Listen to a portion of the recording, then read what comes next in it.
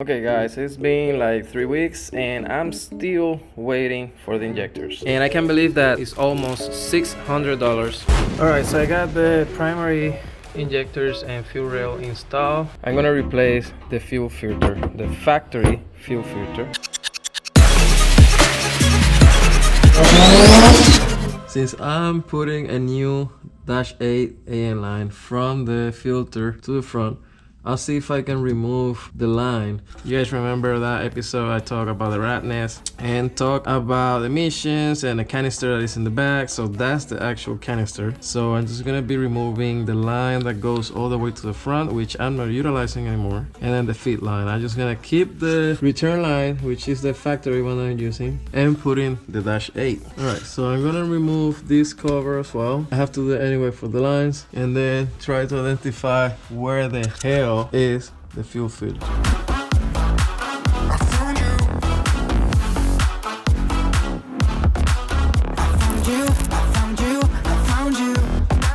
Well guys, I have some good news and bad news. The bad news is that this car was running without a fuel filter.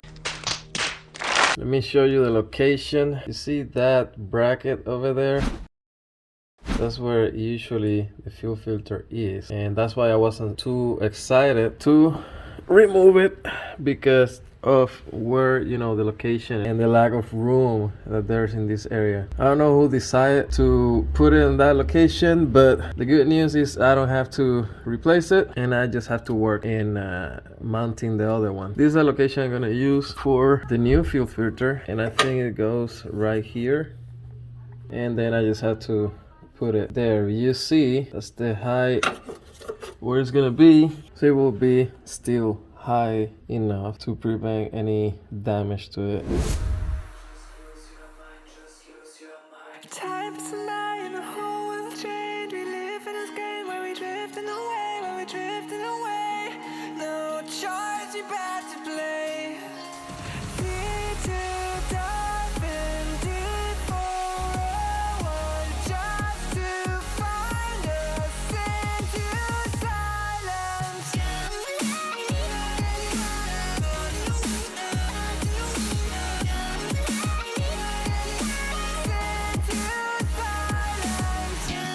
Here is both lines. One was the feed line, the other one was the emission or evap, or however you want to call it. This bar, I just remove it in order to get that out of the way. I'm just gonna clean it a little bit because it's filthy. Pretty sure this thing have never been removed. And I'm gonna start routing the feed line from here to the back, putting all the brackets for the factory lines, and then try to identify a way to hold that in place so it's not hanging as well. Also, RX-7's fuel pumps are known to not have enough voltage on high RPM or wide open throttle, because this car have a relay and a resistor. I look in the forums to trying to see if I can keep the same concept, however giving more volts on high RPMs, but most people don't complicate things. They just bypass the resistor and the relay, and then they do another circuit from the battery to give voltage constant. What?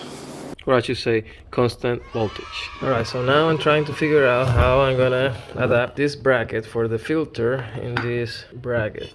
This is the actual hardware that comes with the bracket, including this one. This one goes here, so I don't have to drill the subframe. The issue now is I'm trying to find hardware for this thing. You see, this base have bigger bolts. I had this, which seems perfect for the application. I think this one I removed it from the RX-7, I'm not sure. However, these ones are too big or too thick to go inside. I mean, it's not that bad. I probably can remove material, but man, this would be perfect for this. And then make these holes a little bit bigger.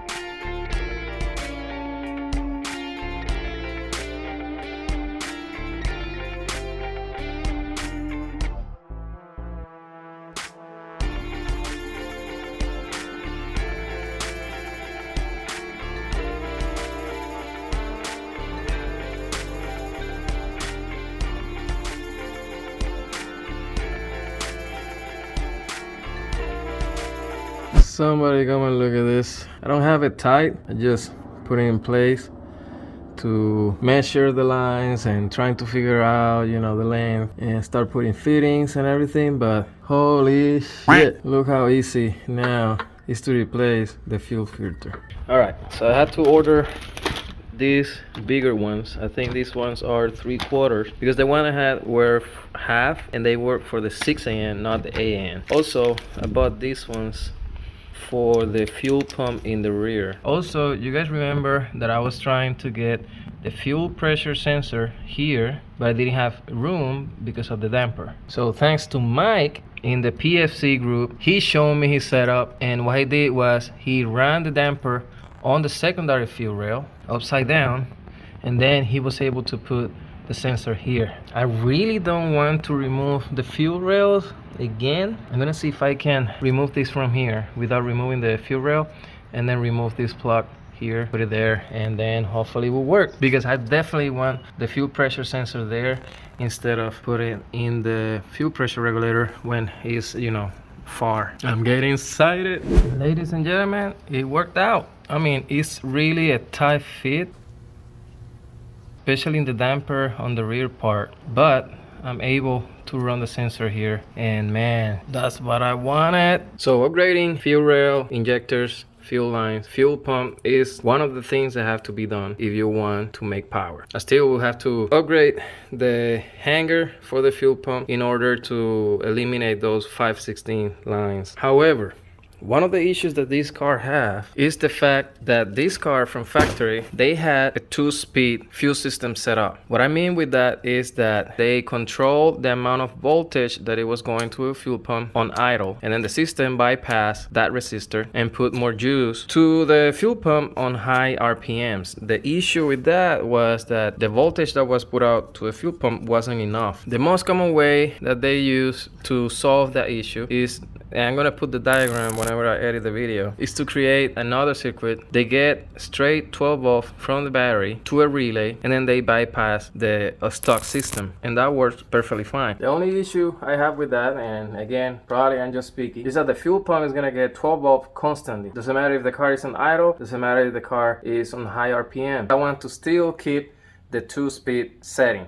Doing some research, there are a couple ways to do it. The issue of why apparently the fuel pump doesn't get the voltage needed in high RPMs is because the fuel system circuit is connected with the ignition as well. So it has to travel longer, or whatever the reason is, so it doesn't put enough voltage to the fuel pump. The two different ways that I saw is either you cut this blue cable all the way to here, so you can make a U shape and then utilize the factory empty slot with the spade, and then put voltage straight from the battery from the other side. So you're bypassing the ignition part. The other way was just disconnect this blue cable from here and then create a U or a bridge and then do the same. I can't do that because this car is utilizing this port. In my case, this one says tail. I don't have a freaking clue what it is. The same with the top one, power window, and usually the LHDs don't have that either. But since I relocate these fuel boxes, I can technically provide 12 volts from these, which I technically go straight to the alternator, and from the alternator to the battery, to that blue cable right there. Since I don't have a space to put the fuse, what I did was I ordered this type of fusing line cables, or I don't know how you call it, to basically do the bridge from the battery to the relay.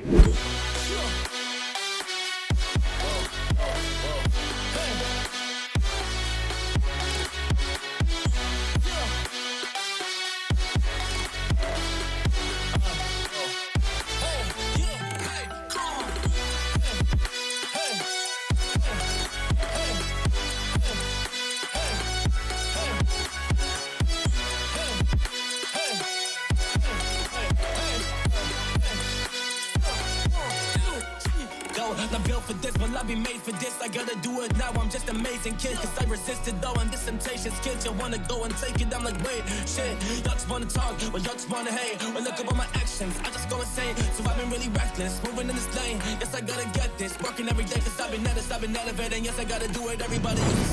All right, and now what I'm gonna do, I'm gonna release these feed line from here, and I'm gonna prime the system so it will clean any debris inside of that line, and then I'm gonna plug it in and check for any fuel leaks. I'm not sure, I don't feel too confident to route the fuel from the primary to the secondary, just because how I did it. I'm not sure if that's gonna leak. If not, then I get a Y from here, run fuel to the primary and run fuel to the secondary, and then from the return I just get another Y from here, connected to here, and then go to a regulator. I'm waiting for Sean, tuned by Sean. He's gonna send me a fuel pressure sensor, and that one is gonna get connected to the factory boost sensor, and after that I'm done with the fuel system. If this video helped you and you want to support the channel, press like, share, or even better, subscribe. Like always, if you have any questions, you can post the questions in the comment section, or you can reach me in Facebook, Twitter, or Instagram at Tony West DIY, or by email at TonyWestDIY@gmail.com. This is it for today's video. God bless, stay safe, until the next one.